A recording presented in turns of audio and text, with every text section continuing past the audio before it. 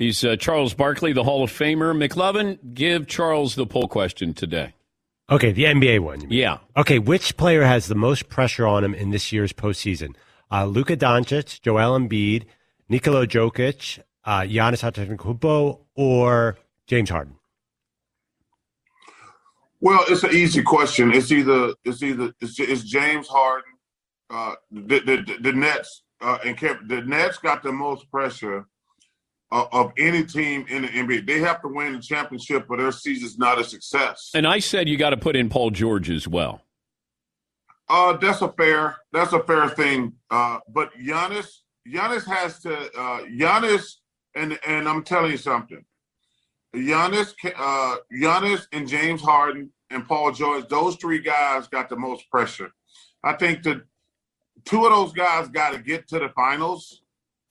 I mean, listen, Paul George is an interesting case because I don't think people look at him like they look at Giannis or that team they put together in Brooklyn. Paul does have some pressure, but the West is the craziest I've ever seen it. I have zero idea who's going to win the West, but in the East, it's easily Brooklyn and Milwaukee who are going to play in the second round of the playoffs. But yeah, it's Brooklyn and Milwaukee. Both of those teams got to at least get to the finals, or it's been a disappointing season. You were on ESPN yesterday with Mike Greenberg, and it sounded like if LeBron wins another title, you might elevate LeBron above Michael Jordan. You're open to that? I'm open to the discussion. Okay. First of all, I think they got a lucky break having to play the Phoenix Suns. But if they can win 3 series, if he beats Phoenix, they beat Denver, and then they beat the Clippers. The caveat, to be honest with Dan, is going to be if they can beat the big three in Brooklyn. Now, I'm telling you, I'm picking Milwaukee to win the East. I love what they've done with Drew Holiday and P.J. Tucker. But if LeBron can win 3 series on the road and beat the big three in Brooklyn. Now, if he beats Philadelphia or Milwaukee, but if he beats those 3 guys in Brooklyn, I would be open to the discussion that he is. I would elevate him past Kobe, and then I would listen to the argument that he's in the conversation with Michael Jordan. I think that's only fair because this, to me, is going to, he's been out basically all season. Anthony Davis has been out basically all season. If they can win 3 series on the road and beat the Brooklyn Nets, I'm open to the conversation that he's on Michael Jordan's level. But you don't even have him on Kobe's level. I don't. I got Kobe a little bit ahead of LeBron, just a little bit. I do. But, it's so funny when you have these arguments. Hey, listen, I'm not putting him ahead. Like when people be arguing, you're crazy, Charles Barkley. You're crazy. You got Kobe Bryant ahead of LeBron. I says, I don't have Papa Jones ahead of LeBron. I said Kobe Bryant. He's one of the best to ever do it.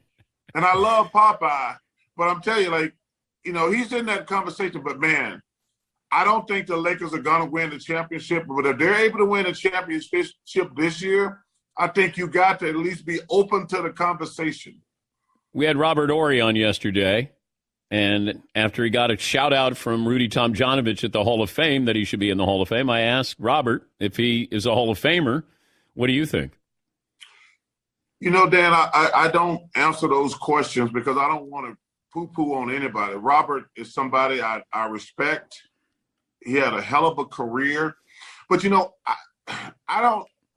I'm just glad, number one, C-Webb finally got in. He should have been in 5 years ago. But I think it's such a tough call to vote. I don't have a vote. But, man, that's a very interesting debate about Robert Horry. He's had a hell of a career. I know he won a lot of championships. But, like I say, I'm glad I don't have to make that vote. Would you rather have Robert Horry's career or Karl Malone's? Karl Malone's. Karl Malone's easy Hall of Famer. He's on the dream team. Listen, hey, everybody wants to win. I wanted to win a championship. But, it's interesting how guys who get paid to talk about sports always want to badmouth guys like myself, Karl Malone, John Stockton, Patrick Ewing. You know, I don't know how it became a singular thing. You know, it's like, you know, nobody wins. Like, wait, why y'all picking on, not being picking is not the right word. Why y'all picking on us? Like, we just didn't have teams that were good enough to win. So I don't understand how it switched from like, it's a team game. And then when you don't win, like, well, it's your fault. First of all, it's my fault. We were even in it. We were on TV. You know, hey, we didn't listen. I don't want to throw shade at anybody. I'm saying, hey, we only showed the Utah Jazz because of John Stockton and Karl Malone. Let's get that out the way. We didn't show the Jazz because of Thurl Bailey and Byron Russell. I mean, hey, I love Ced Ceballos. But the reason we were on TV every week was because of me. It wasn't because of Ced Ceballos and Miguel Knight. You know that. If you could change anything about that series against the Bulls in the finals, what would you change strategy-wise? Well, we had a 6-point lead, and we ran 3 plays for me. And I had to pass the ball 3 straight times. I lay around sometime and think like, man, I should have went through that double team. It's not a good basketball play. It's not a smart basketball play. But they made me pass the ball 3 times in a row, and we didn't score. And they scored 7 straight points to beat us by 1. Sometimes when I'm in my private moments, I'm like, it's so funny you asked me that question. I was like, okay. Because Horace Grant and Scottie Pippen are the 2 best defenders. When they double you, there's no space because they're both lean and athletic. It's hard to find actually a passing angle out of that double team. But sometimes when I'm in a room by myself, I think like, well, maybe if I had did this. But it's like I say, it's not a smart basketball play to try to go against a double team, especially those 2 guys. But that's the only thing I think about at times, Dan. Great question. And then don't leave John Paxson open.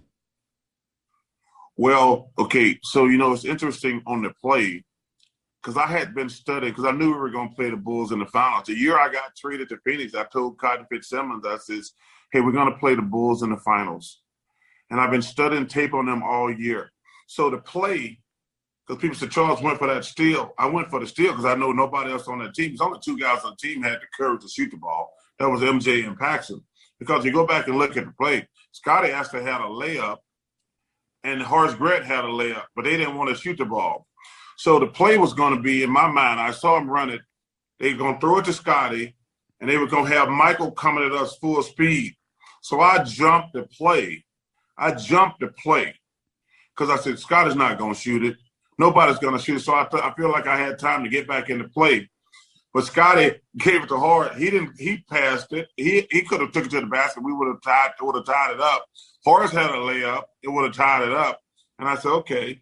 But I went to jump Michael because Michael was going to get it. It was going to be a handoff. So I jumped the play. And listen, Danny shouldn't have left Paxson because if they had scored a 2, it would have still been a tie game. But, hey, it is what it is, brother. But I had scouted that play for 6 months. That's, just the detail is pretty amazing.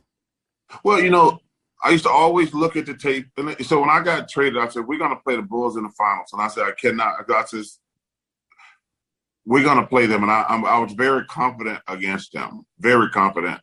Because I know they couldn't match up with me. We couldn't match up with Michael.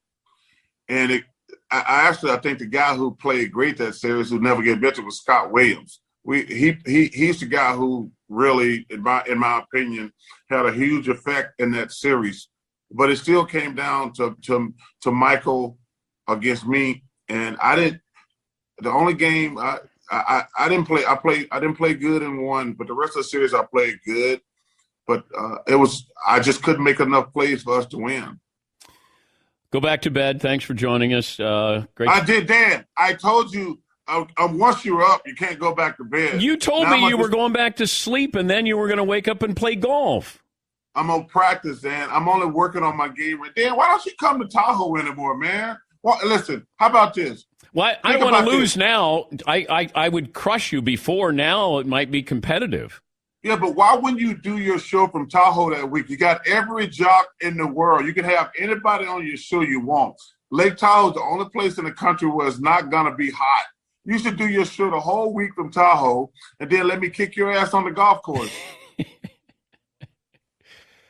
All right, it's only May, so I got time. Well, man, hey, you know I got a lot of love for you, man. I'm so happy for all your success. Thanks for having me on, brother. Thank you, Charles. That's all right, guys. The Hall of Famer, Charles Barkley.